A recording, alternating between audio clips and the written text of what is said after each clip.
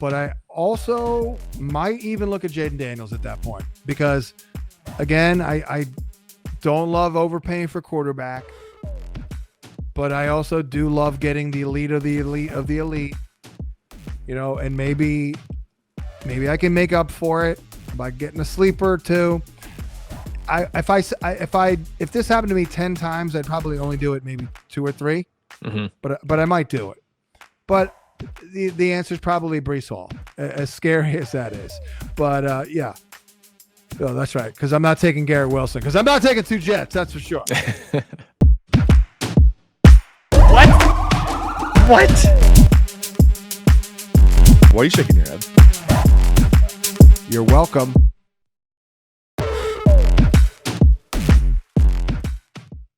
What's up, everybody? Brian Drake here for the Fantasy Points podcast, joined as always by the guru, John Hansen. And John's draft plan dropped over at fantasypoints.com, and we're going to save you guys 10% off a subscription if you want to read it and you're not already a subscriber. Just use code GURUPLAN25. But John, this is something you've done for nearly 30 years, and this was a really good article this year. Just kind of tell people, hit the high points of what they can expect. It has been my focus for the last 2 months, looking at the quote unquote landscape for the draft plan. What is the draft plan?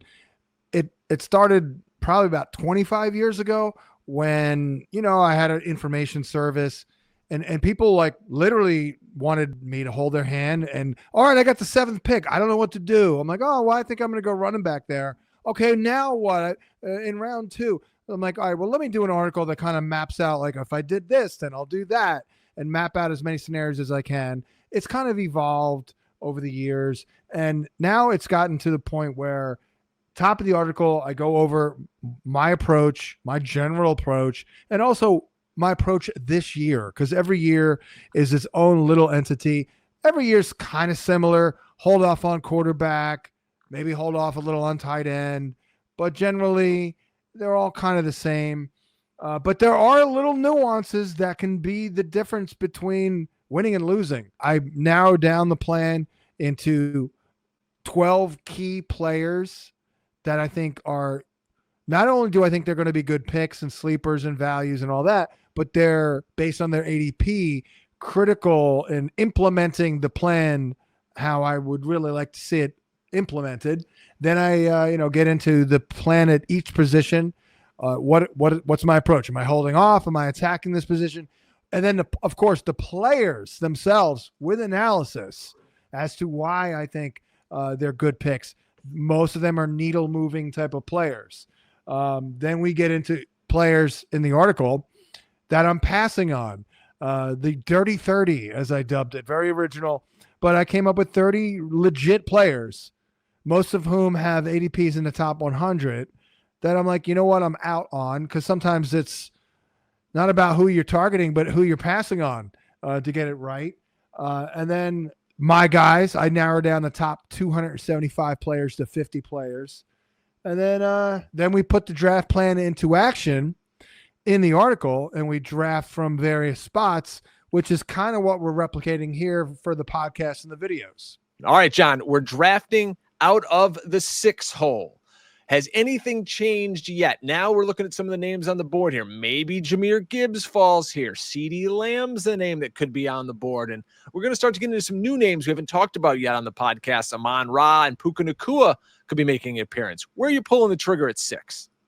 Well, that's a good possibility that I honestly, for the purposes of the article, I go off of ADP, which is like a robot, and, other sites have a little bit more, I guess, technology that will throw some nuance in there. Certainly possible that Jahmyr Gibbs falls to 6. So let's assume he does. Who would we be looking at? Again, a lot of this is my opinion and not loving a lot of the options in round 2, quite frankly. If you're picking 6th overall, you come back in the second round, it's number 19. So you're looking at maybe AJ Brown, Bucky Irving, Josh Jacobs, those kind of names. Exactly. And I don't love Bucky Irving at his ADP. I think that's a little expensive. Josh Jacobs, I mean, I get it. coming off of last year. I don't like that. I also don't like quarterbacks that early. Ladd McConkey, again, I loved Ladd McConkey last year. I screamed on national radio, don't be a donkey, draft McConkey.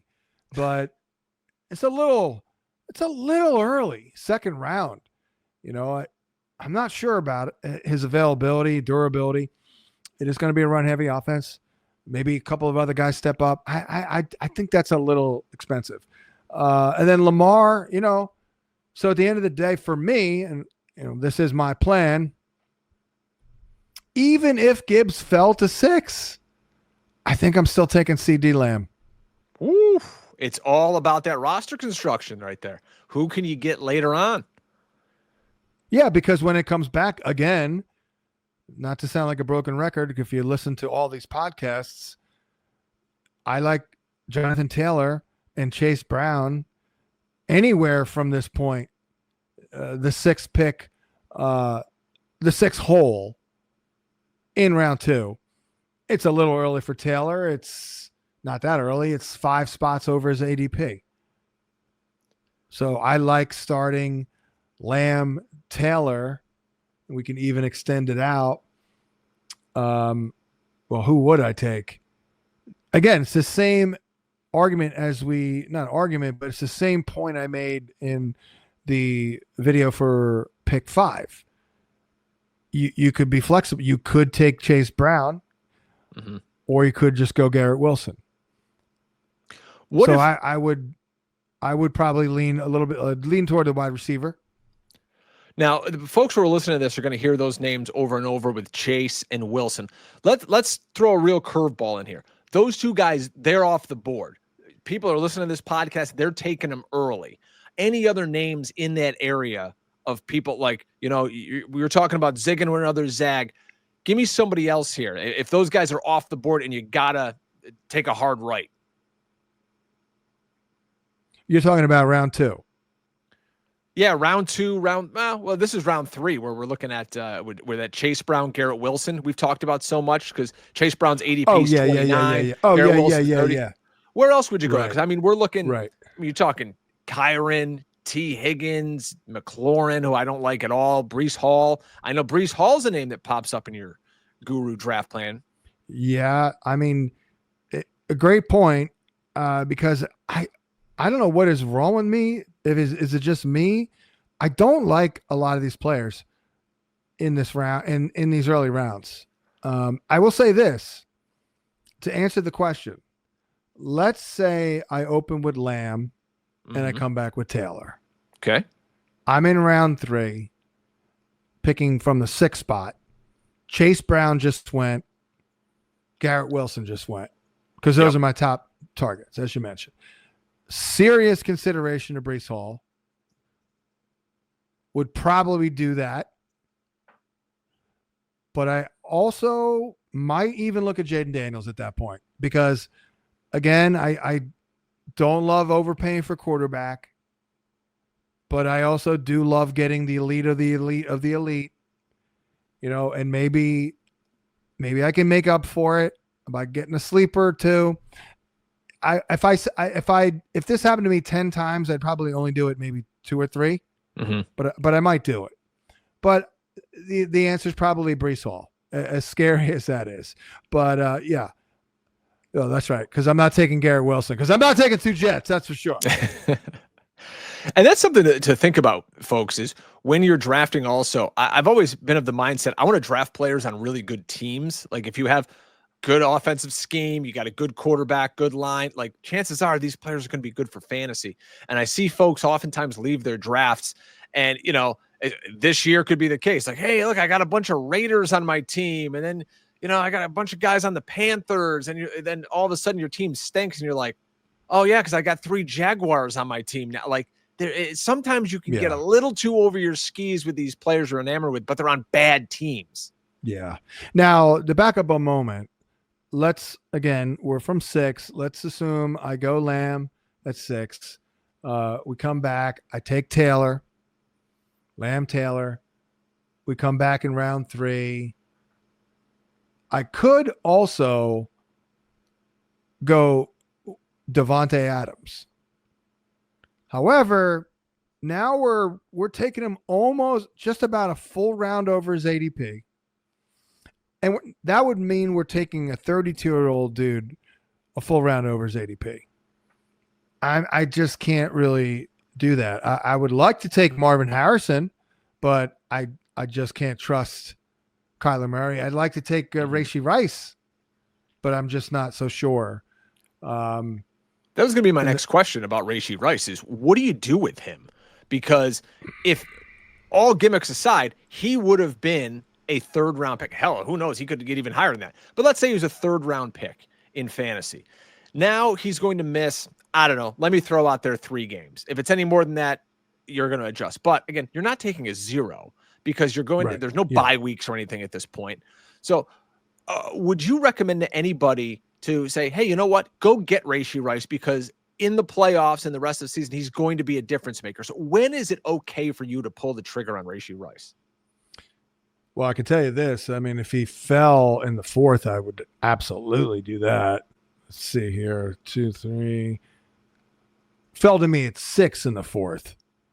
At that point, that might actually, but I can't get him per the ADP.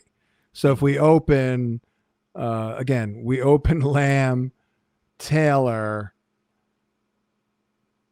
Breece, that would be unbelievable. But again, I might even consider Rashee over Breece. I mean, it really depends. Breece Hall is on my target list now, but I gotta see something. I gotta talk to people who, he's got to prove that we're trending in the right direction, in the final year of his rookie deal. But you could argue, because again, this is not a specific team I did in the article. I did 1, 3, 5. You could argue that a good start, a really nice start from 6 would be Lamb, Taylor, Rashee, and then you come back, because this is why I'd like to get a wideout in this round, because again, it's all due to Hampton and Walker. I don't love, DJ Moore, Mike Evans, other wideouts going off in this round. Again, the other one would be Davante. That is tempting. Actually, no, he's gone too in round 4. So again, I would probably have to back up and probably suck it up with Rashee here over Breece Hall because of Walker Hampton. And again, you folks that play in leagues that, and I know there's a million of you that do, that only start 2 wide receivers and then you have a flex, sitting on Rashee Rice becomes even easier in those leagues because it's one less guy. If you start 3 receivers and a flex, you're going to feel it more the 3-4 weeks that he's gone. But only starting 2 in a flex, you can absolutely sit on Rashee Rice, and he's going to be essentially like a league winner for you when he comes back and starts playing again because he's suspended. He's not injured. So I love that. I want to get my hands on Rashee Rice. I think he's as big a difference maker as there is in fantasy football that you're getting at a discount right now. Yeah, and as much as I like Davante Adams this year, I like him in the 4th round. And we'll see how long he lasts in the 4th round, by the way. So Rashee, his ADP is in the 4th round too. It's actually right next to Davante.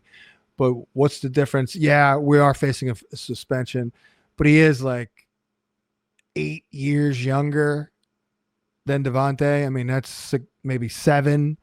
That's pretty significant there. And yeah, I would be a good start. That would be a damn good start from 6 for sure. So with this in mind, think about some of these guys you can get a little later, John.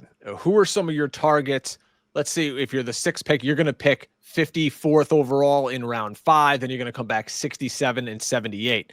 In that range, some of the guys that I know Guru likes, RJ Harvey, running back from the Denver Broncos. I think he's a guy you can build a lot of drafts around. And you're big on, I think you like Jordan Addison from the Vikings. We'll see what his story is. And there's our guy sitting there 75 picks into a draft, Calvin Ridley. And I think damn near every team you've drafted, Calvin Ridley seems to be on it.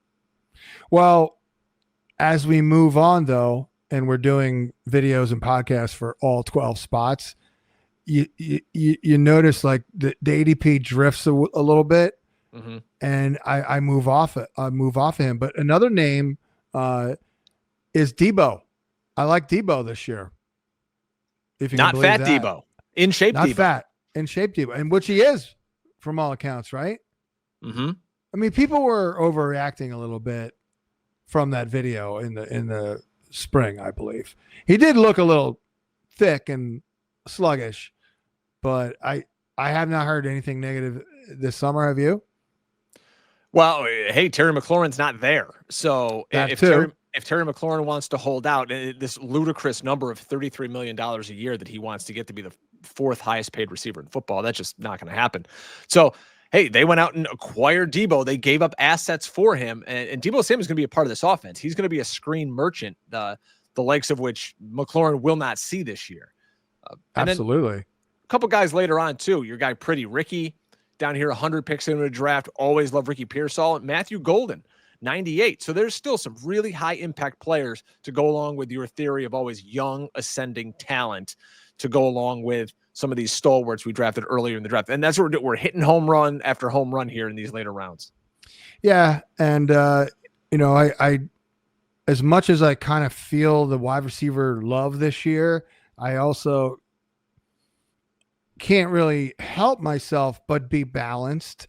And I think one of the reasons is you have pretty high quality guys slipping a little bit. So that's why I think, again, I want to be wide receiver centric very early, which I was. I took Lamb and Wilson with 2 of my first 3 picks. But then because I don't love the wide receivers in the 4th, and I do think it's a pretty fair price to pay for a guy with Ken Walker's upside. Yeah, I don't necessarily have to take my RB2 in round 4. It just worked. That's the way it flowed. And it also allowed me to get Hawkinson, which is very important to me. Travion Henderson. Again, you always get a little bit of a discount with rookies. 6th round pick. If things go relatively well next year, he'll be a 3rd round pick. And then I also get Calvin Ridley because I'm addressing these non-wide receiver spots. So I am now after round 6, dare I say light at wide receiver, which is not what I want to be. So you notice my next 2 picks are wide receivers, and one of them being Calvin Ridley, who might be the great equalizer, if you will, in that, yeah, you didn't take your 3rd until round 7 in Calvin Ridley, but Calvin Ridley's producing like a 3rd or 4th rounder. Calvin Ridley this year is going to be what Nico Collins was 2 years ago, when you could get Nico Collins in like the 7th or 8th round. Nobody was drafting him. And then all of a sudden you're like, oh, wait, this guy's like the number 1 wide receiver on a team with a competent quarterback now. And then Nico Collins took off and, geez, now he's a 1st round pick. All right, I'm going to let you guys go over to fantasypoints.com right now. We're going to take a timeout. You're going to go hammer that promo code GURUPLAN25 and save 10% off a subscription so you can read John's full draft plan.